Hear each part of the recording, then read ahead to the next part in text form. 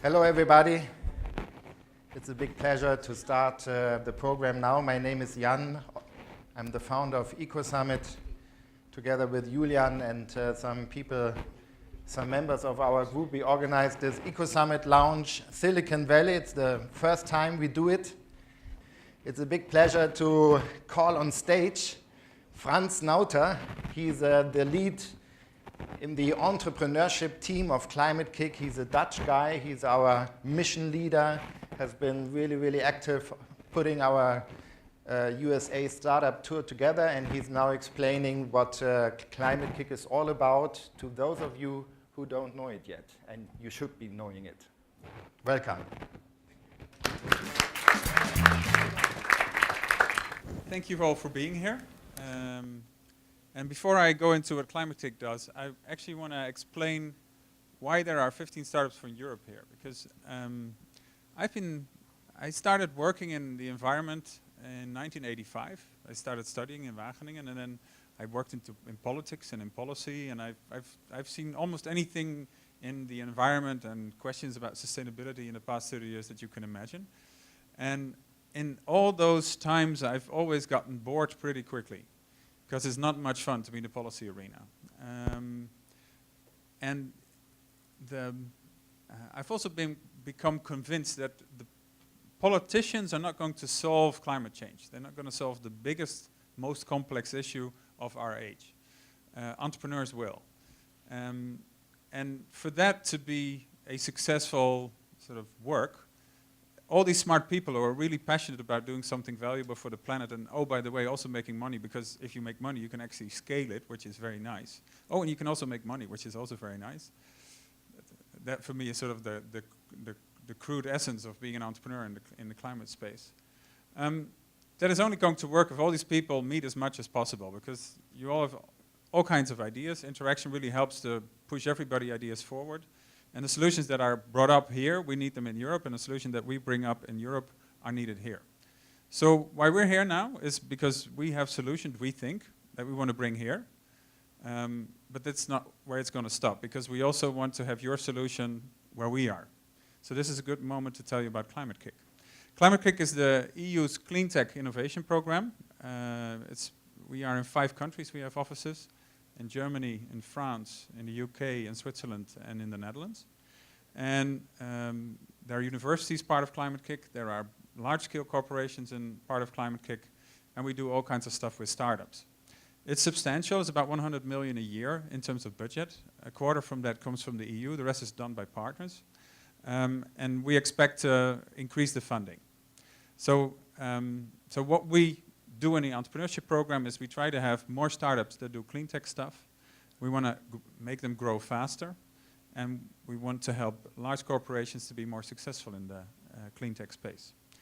And we do that through all kinds of stuff. We have an incubation program, we have incubators, and we also bring once a year, at least that is the plan, because this is the first time, once a year we bring a group of startups to the US, or to, you could say, the West. And I think we will also bring a group to the East, because in the East there are also a lot of ideas, big markets, very interesting. So this is the first time why we're here. I told you why. And this is really not my show. I'm only the guy bringing the brilliant people.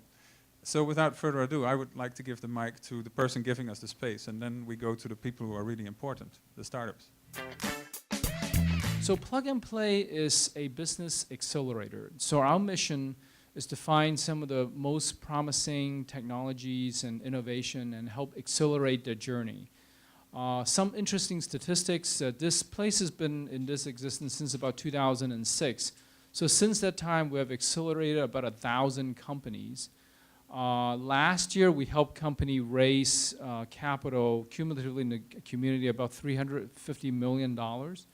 And the value of companies that were acquired in this community is roughly about 500 million. In this community itself, there's 300 companies that are in this building. We have another about 100 companies that are what are called virtual members that are connected to this community, leverage the resources, but don't necessarily have to be in this building. So that might be applied to some of you that might be interested in the resources here. So how do we accelerate startups? the way I describe it is I call kind of the 5 pillars of success. One is we help connect the startups and entrepreneurs to the right capital. So we have a network of about 180 VCs that are really interested in basically investing in innovation, and then we qualify companies, prepare them for that. 2 is a very important part, which is what I call our corporate partners. We have over about 100 corporations that come from many different geographies and many different industries. They're looking for innovation as a way to gain a competitive advantage, and really trying to think of it as matchmakers, kind of bring together what corporations are looking for and also what entrepreneurs are looking for. I used to joke, I call this the e-harmony of innovation or something like that. Yeah. The third part, also very important, is mentors. We have a whole team of, we call executives and residents. These are experienced executives as well as successful entrepreneurs who have done it many times, or have seen the movie a few times, or at least seen the movies a few chapters ahead of where you are. We bring all these kind of 5 pillars, so to speak, together, package it specifically to help companies that are international, that have an interest in expanding to the US market. We call that our International Acceleration Program. It's a 3-month program.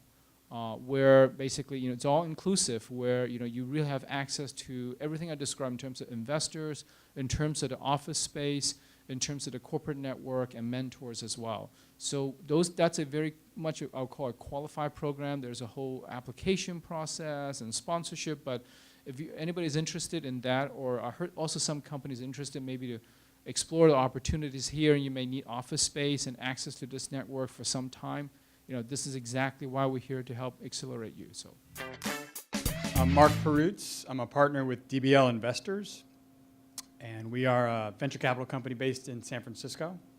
And thanks for having me here. Thanks for the introduction, Jan. So DBL Investors, he did mention DBL stands for double bottom line. The first bottom line is financial return. We make no sacrifice on that. So we're looking to make a lot of money. But the second bottom line is we're also looking to do a lot of good. We look to have investments in companies that have a positive social and/or environmental impact, and that's what led us to Cleantech very early on, back in 2004 when we started investing.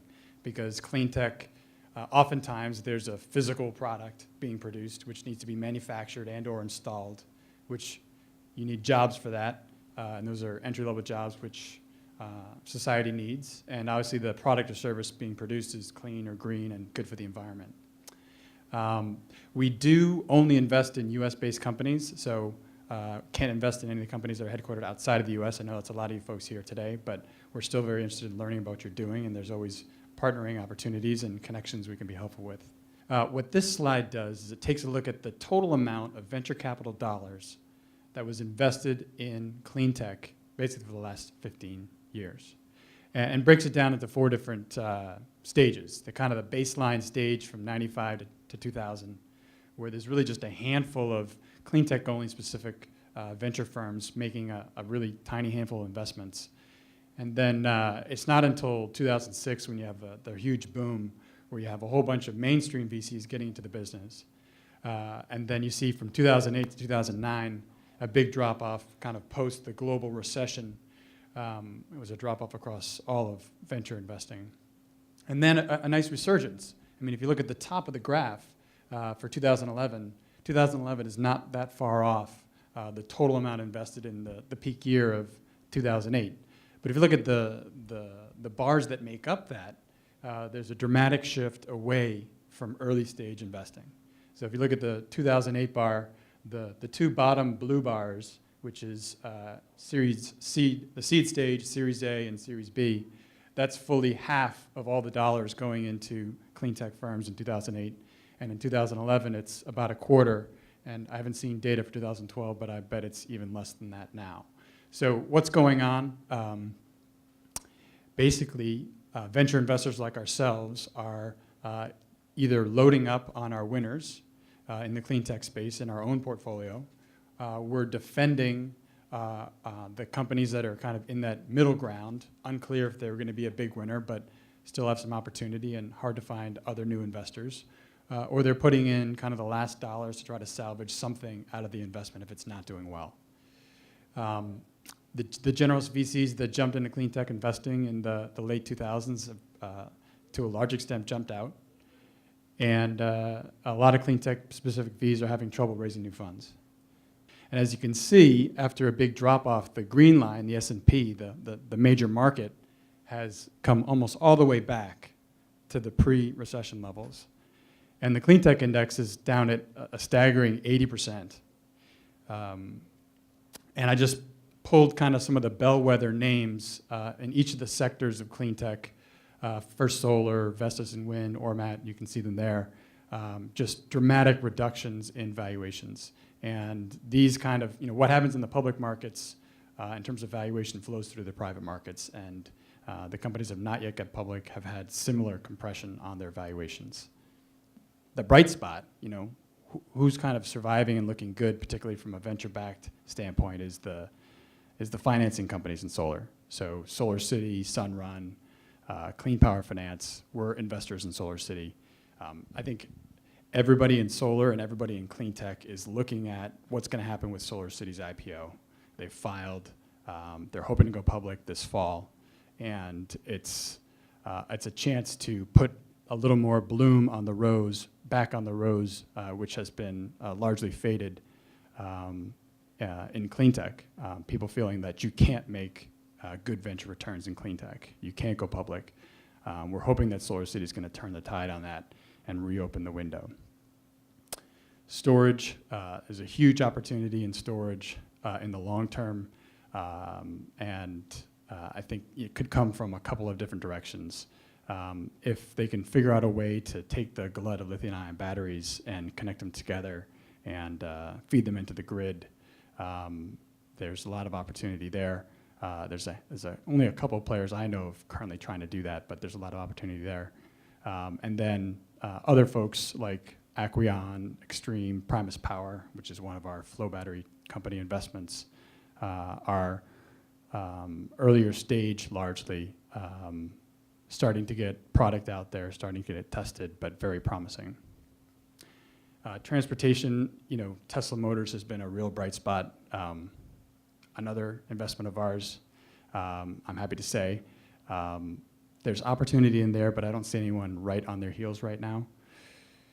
Smart grid, I think those three players I listed, Opower, Enernoc, and Tendril, are probably the venture-backed players that are going to be the winners and survivors standing up in this space, possibly with the addition of some energy efficiency financing players. People kind of taking the same route as the solar cities did in solar, making money on the financing in energy efficiency plays. First, I'll talk about this whole term of clean tech. I mean, I think before 2004, there was a term that was never really heard of, and I think it's going to be parallel to the internet sector, where the internet came on big in the late 90s, and there was internet conferences and internet investment banking analysts, and then they realized that it was really just people who were using aspects of the internet in their business models and then folded it into their respective areas. And I think the same thing is true in clean tech. I mean, biofuels, biochemicals, and wind energy production and green building materials really have nothing in common with each other. And I think we're going to see this clean tech term go away. The second thing, clean web or digital clean tech, I think that's kind of the hot thing of the moment. It's if you haven't heard about it, it's kind of the confluence of a lot of things that are hot today in the IT Web 2.0 market with clean tech. And I'm putting Opower in there with their gamification aspect and very high level of IT components, not really making anything. I think my personal opinion is there's a lot of activity in this space. I think there's going to be a few winners, but I think it's peripheral to the whole of clean tech. So Jan said, do you have any points that you can share in terms of points of advice for clean tech firms that are currently looking for funding, particularly given this backdrop? The first point is it's really tough for a VC investor to want to take on both technology risk and financing risk in the same company. So, and that has kind of been the story of Cleantech. So if you can structure your business plan in some way where you only have one of those, that's going to increase your possibility of moving forward with VC investors. It's never too early to partner with strategics. We're seeing it happen more and more. They have their own venture funds. They're great early customers, beta customers, potential acquirers. They have a lot of money right now. They're not afraid to invest in this space, and like I said, they don't have big R&D or aggressive R&D. Whatever grants you can get, certainly pretty much every one of our companies that's been successful has, on the early stages and even mid stages, gotten government grants, have been very helpful. There's a lot of wealthy people, angels and family offices, people who've made either early money in clean tech or just money in the internet, and they live around here. And many of them are what you would call tree huggers and believers in clean tech. And I think that's a great place to start for early stage companies. Smaller rounds are better, and particularly in a time like this. If you're trying to raise 2 years of runway and you can't get it done, go for 1 year and make sure you time it with hitting some milestones so you can get a bump up for the next valuation. And then there is a great ecosystem here with incubators like Plug and Play and startup competitions like the Cleantech Open, trade associations, and kind of use that network as you can. Hello, everybody. My name is Arslane. I'm the co-founder and the business developer of the company Air Sorrenti. First of all, you should know that according to a lot of scientific studies, indoor air is 10 to 20 times more polluted than outdoor air. This is due to bad ventilation, to the concentration of pollutants, and to the high air tightness of buildings. This poor indoor air quality is directly responsible for 36% of respiratory diseases, according to the World Health Organization. And every year, 2 million people in the world die due to poor indoor air quality. So it's a big public health issue. So that's why Air Sorrenti has invented a patented breakthrough technology able to capture and then to eliminate all kinds of pollutants present in indoor air, such as microorganisms, physical particles, and chemical compounds. The technology we've developed is at least 10 times more sensitive to pollutants than other technologies on the market and consumes 50 times less energy. Today, the technology takes the form of a mobile and a small device that uses cartridges with a 6-month lifespan. Our entry market will be high sensitive people all over the world. I mean people with asthma or with allergies who suffer greatly as a result of poor indoor air quality. Moreover, AirSerenity also targets sensitive people who want to prevent diseases provoked by poor indoor air quality, such as the elderly or children. We can also imagine to integrate this technology into building MEV, mechanical extract ventilation. So we have 3 main goals to explore the opportunities of the US market: to obtain possible industrial or scientific partnership, to find reseller distributors, and especially to seek investor. We need about $350,000 to launch our first device. Thank you for listening, ladies and gentlemen. I'll be glad to answer any question you might have. Thank you. Okay, hello everybody. I'm Remi from Bluerise. Bluerise develops ocean energy systems. The oceans receive about 70% of the sunlight that falls on the Earth, and they're the world's largest solar collector. It's a largely untapped resource, but it can supply several times the total energy demand of the world. We at Bluerise developed this technology. Here you see us sitting in front of our prototype system. Ocean thermal energy conversion, or OTEC as it's generally called, is in contrast to many other renewables, it's a baseload electricity generation method. So it can provide 24 hours a day, year-round electricity. The operating principle is quite simple. The warm surface water heats up a fluid, which then boils, much like the warmth of my hand is heating up this fluid in this little bottle here. It then drives, the vapor then drives a turbine, which generates electricity, and it's then cooled down by the deep ocean water into a liquid, and it's pumped back into a cycle. We're currently scaling up this prototype you just saw to a 100 kilowatt system to be used in the Curacao Eco Park, and is then scaled up later to even bigger systems, 10 to 15 megawatts, which is about 20% of a typical island's energy use, such as a Curacao airport. We are looking for partners and investors for our 2 million pilot plant. Maybe not here, maybe here. Thank you very much.